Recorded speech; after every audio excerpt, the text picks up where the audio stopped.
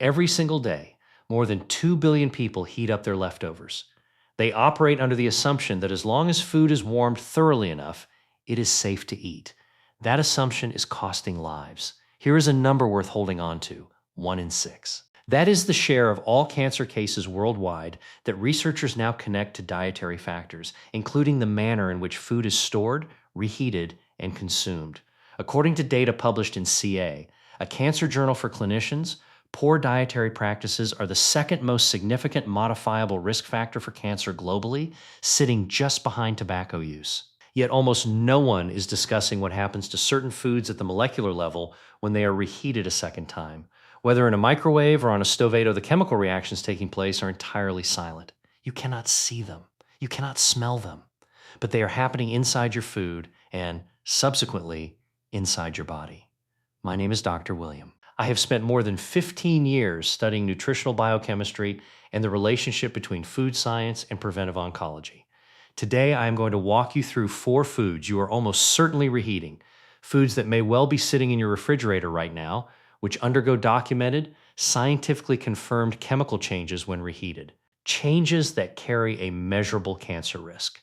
Stay through to the end of this video, because the 4th item on this list is one that nearly every health-conscious person believes is completely safe. That belief, it turns out, may be dangerously wrong. Before we go any further, I want you to understand something important. This is not about a minor inconvenience. This is not about an upset stomach or a brief bout of food poisoning. What we are discussing is the slow, cumulative buildup of carcinogenic compounds inside your body over months and years. The kind of silent internal damage that often goes undetected until it becomes extremely difficult to reverse. Cancer almost never develops overnight. It is a gradual process, a slow progression. The building blocks of that process, free radicals, advanced glycation end products, nitrosamines, and lipid peroxidation byproducts, often enter your body not through cigarette smoke or factory pollution, but through your own kitchen. The World Health Organization has classified several compounds that form during the reheating of certain foods as Group 1 or Group 2A carcinogens. Group 1 means conclusive evidence exists that the substance causes cancer in humans. Group 2A means it is probably carcinogenic to humans. These are not theoretical concerns. They are documented chemical reactions occurring in ordinary kitchens, on stovetops and inside microwaves every time the wrong foods are reheated the wrong way. And here is what should concern you most. The people at greatest risk are not those with unusual eating habits. They are ordinary people who believe they are making healthy choices: lean proteins, cooked vegetables, rice, and eggs. Those are the 4 food categories we are examining today. After this video, you will never look at your leftovers the same way again. Before we continue, let me briefly explain why I am in a position to discuss this topic. Not to impress you, but because in a landscape overflowing with health misinformation, you deserve to know who is speaking and why the information is credible. I completed my medical training with a focus on internal medicine, followed by advanced fellowship work in nutritional biochemistry. Over the past 15 years, my research has concentrated specifically on how cooking methods, heat exposure, food storage, and reheating alter the molecular structure of macronutrients and generate byproducts that interact with human DNA and cellular metabolism. For this video, I have reviewed hundreds of peer-reviewed studies. Every claim I make is supported by published research from respected journals, including Food Chemistry, the Journal of Agricultural and Food Chemistry, Carcinogenesis, and the Lancet Oncology. I will explain the underlying mechanisms in plain, accessible language because the science is real, the evidence is substantial, and you deserve to understand it. I am not here to sell you a supplement. I am not here to frighten you into purchasing anything. I am here because preventive medicine begins with knowledge, and what I am about to share could genuinely help protect you and your family. Before we discuss specific foods, I need to give you a brief but essential foundation in food chemistry. Please do not skip this section. It is the key to understanding everything that follows. When food is cooked for the first time, heat triggers predictable and generally manageable chemical reactions. Proteins unfold, starches gelatinize, fats emulsify.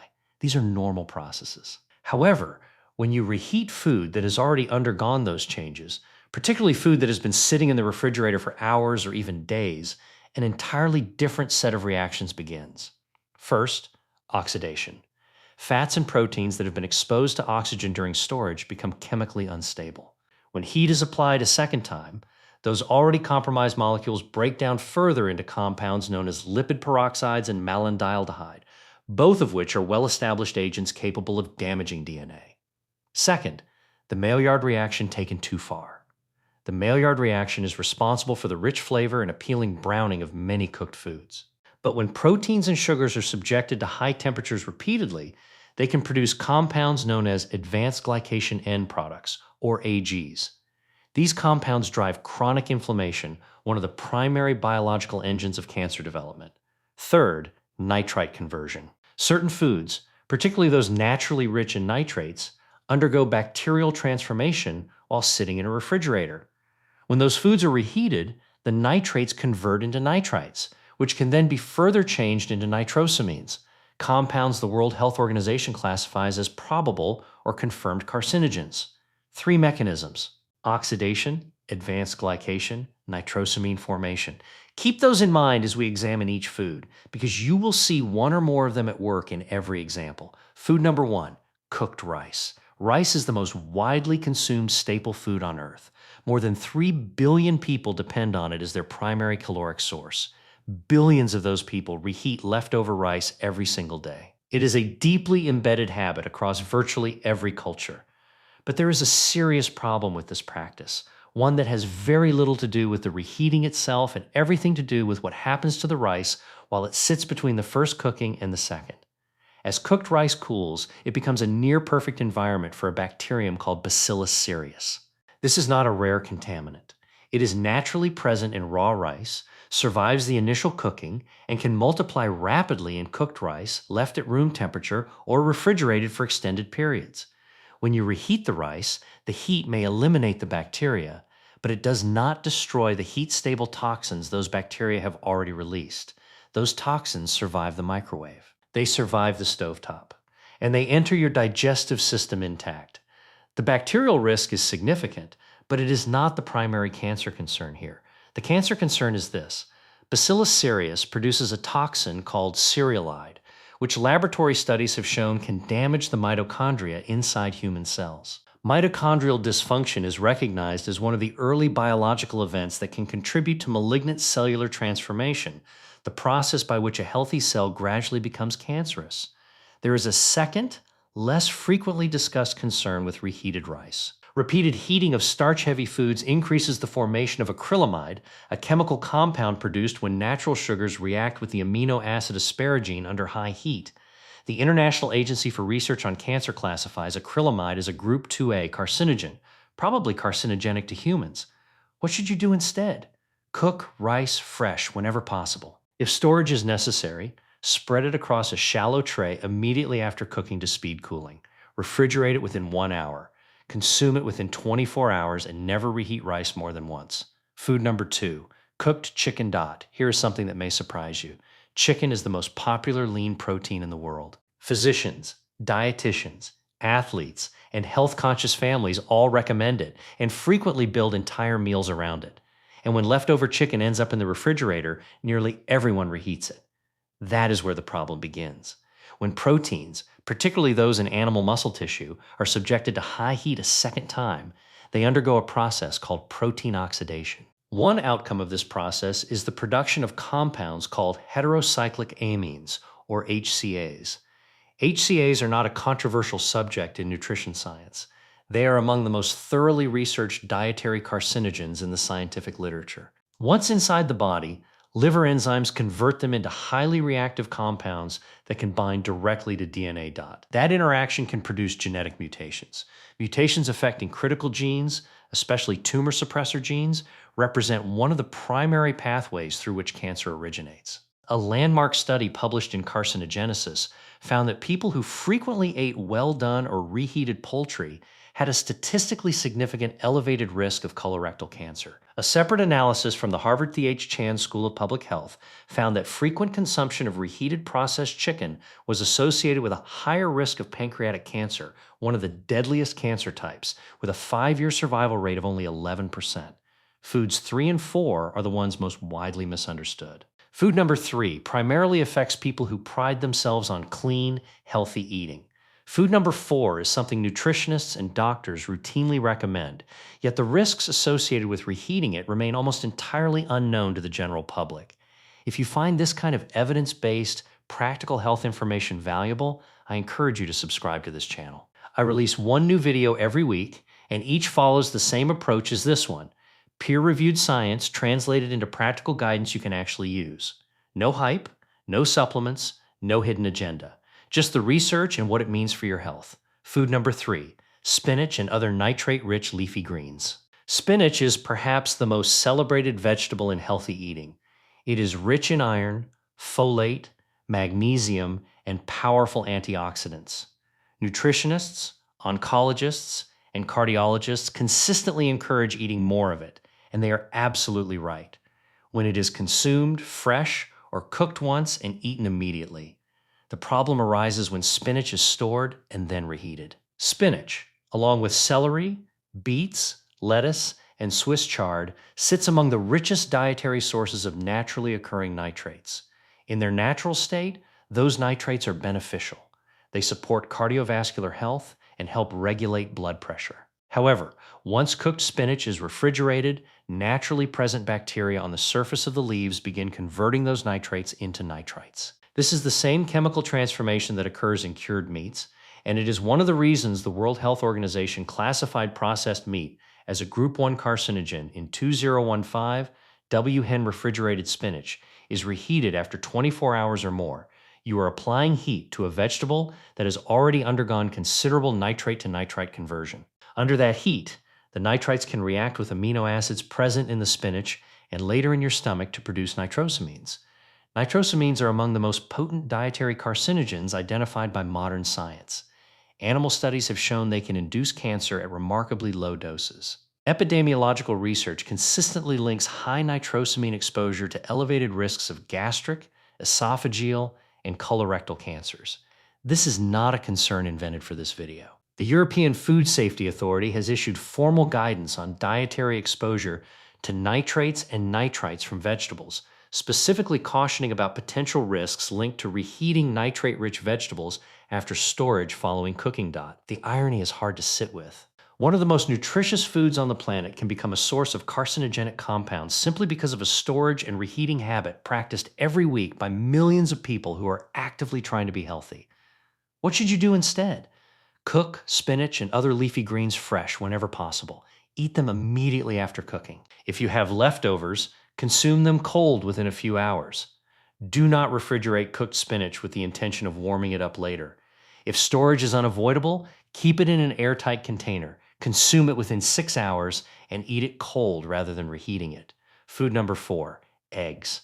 I told you the fourth entry would surprise you. Here it is. Eggs are among the most nutritionally complete foods available. They contain all 9 essential amino acids. They are an excellent source of choline, a nutrient critical for brain function. They supply meaningful amounts of selenium, a mineral central to antioxidant defense, along with lutein and zeaxanthin, 2 antioxidants that help protect both vision and cellular health. By nearly every nutritional measure, eggs are one of the most beneficial foods you can eat. However, reheating eggs, particularly scrambled eggs or hard-boiled eggs, creates a specific and largely overlooked chemical problem that very few people discuss. Eggs contain roughly 13% fat, most of it concentrated in the yolk. When an egg is cooked for the first time, the fats in the yolk undergo an initial stage of oxidation. This is normal and expected.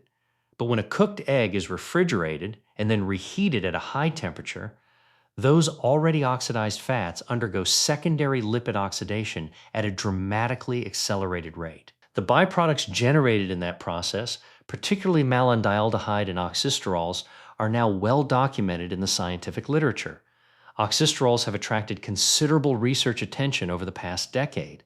These are oxidized forms of cholesterol that develop specifically when cholesterol-containing foods are subjected to repeated heating. A comprehensive review published in Food and Chemical Toxicology concluded that oxysterols carry pro-atherogenic, pro-inflammatory, and, most critically, cytotoxic and genotoxic effects on human cells. Genotoxic.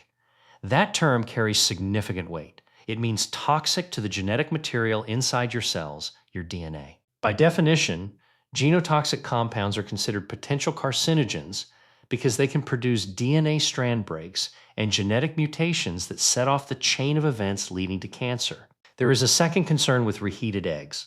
When cooked egg, proteins are exposed to excessive heat a second time, particularly through rapid microwave reheating.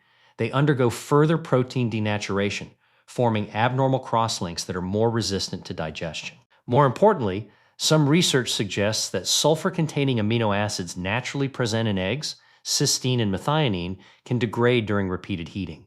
The breakdown products from these amino acids may contribute to oxidative stress within the lining of the digestive tract.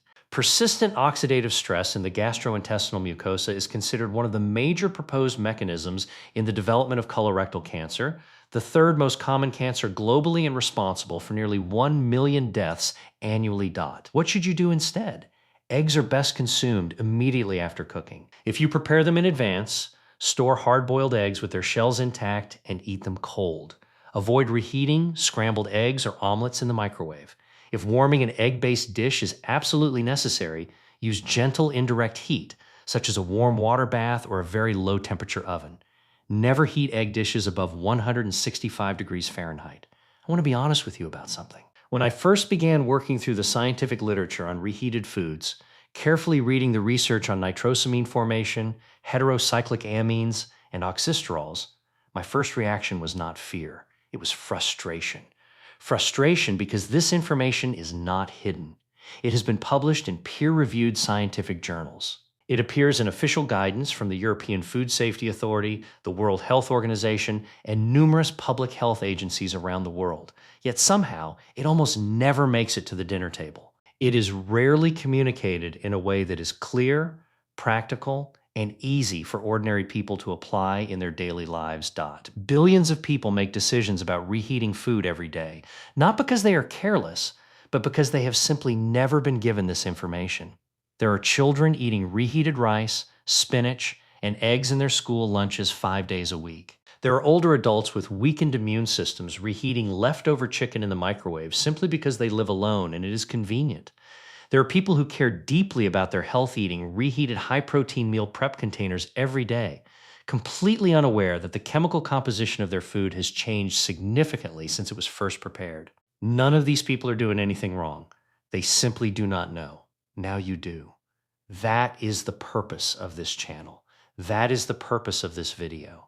Not to make you afraid of food, but to provide you with practical, evidence-based knowledge that allows you to make smarter, healthier decisions. To help close the distance between what modern science has already established and what the general public actually understands. So let us bring all of this together. 4 foods, 4 distinct biological mechanisms. 1 clear conclusion.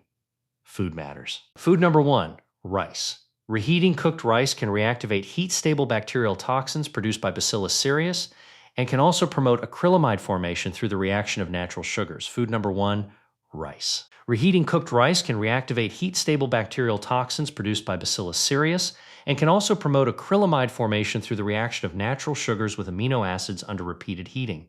Mechanism: bacterial toxin activity and acrylamide formation. Potential cancer connection: mitochondrial dysfunction and exposure to a group 2A probable carcinogen. Food number 2, chicken. Reheating cooked chicken at high temperatures promotes the formation of heterocyclic amines through protein oxidation, while also increasing lipid oxidation byproducts such as malondialdehyde and 4-hydroxynonal. Mechanism: protein oxidation and lipid oxidation.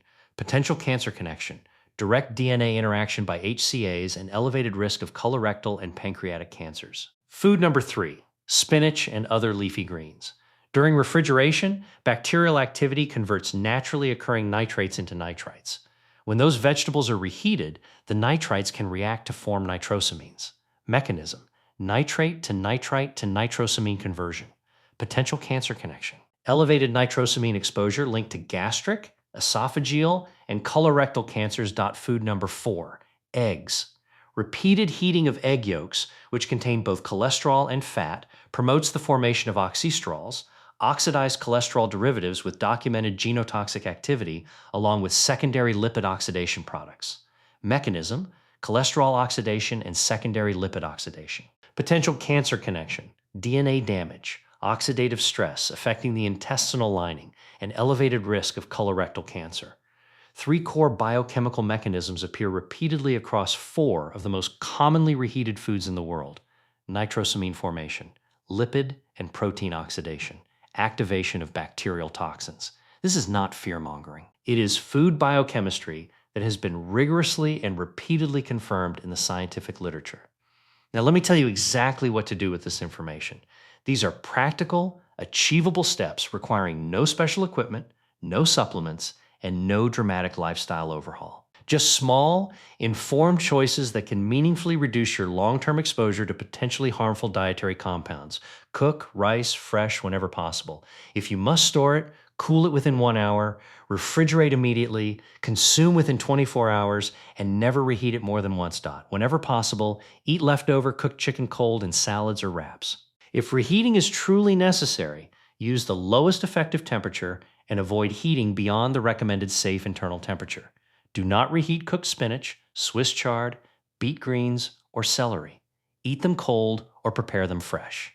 Store cooked leafy greens no longer than 6 hours before eating them cold. Cook eggs fresh whenever possible. If you prepare hard-boiled eggs ahead of time, store them unpeeled and eat them cold. Never microwave scrambled eggs or other egg-based dishes. Invest in a food thermometer.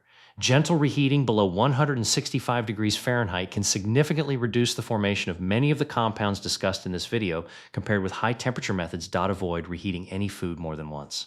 1 cooking, 1 reheating maximum. After that, discard the remainder.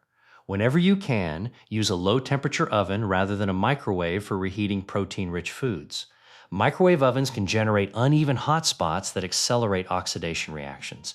Plan your portions carefully to minimize leftovers in the first place. That is the single most effective behavioral shift you can make. Before I close, I want to ask you something, and I genuinely want your answer. Which of these 4 foods surprised you the most? Was it rice, the food almost everyone reheats without a second thought? Was it chicken, the protein millions of health-focused people consider the gold standard? Was it spinach, the vegetable virtually every health professional urges you to eat more of? Or was it eggs? Let me know in the comments below. And if there is a specific food you would like me to examine in a future video, something you eat regularly or frequently reheat, leave that there as well. I read every single comment. Your questions help shape the research direction of this channel. Before we finish, one final thought. Think of someone in your life who reheats leftovers without giving it a second thought. Perhaps a parent, a sibling, a college student living on meal-prepped chicken and rice, a partner who has been reheating leftover spinach all week, someone who microwaves a batch of scrambled eggs every morning because they prepared them on Sunday. They do not yet have the information you now have. And you can change that in under 10 seconds by sharing this video with them. Not to alarm them, not to lecture them, simply to offer them the same knowledge you now carry. Because they deserve the opportunity to make informed decisions about their health just as much as you do. The research is real. The potential risks are real. And the solutions are remarkably straightforward. Share this video, because preventing cancer is not only a personal responsibility, it is something we can help one another accomplish. As always, I want to close with an important note. Everything presented in this video is intended solely for educational and informational purposes. It is not intended to serve as personal medical advice, a diagnosis, or a treatment recommendation. The scientific evidence discussed here reflects findings published in peer-reviewed literature available at the time of this video's production. Food science continues to evolve, and guidance may be updated as new high-quality evidence emerges. I strongly encourage you to consult your physician, a registered dietitian, or another qualified healthcare professional before making significant changes to your diet, particularly if you have an existing medical condition. The mission of this channel has always been to translate complex scientific research into clear, practical, evidence-based information, not to replace your doctor, not to generate unnecessary alarm, but to ensure that the same scientific evidence available to researchers and public health professionals is equally available to you, because you deserve nothing less than complete, accurate, evidence-based information about your own health. Thank you for watching. I'm Dr. William, and I look forward to seeing you in the next video.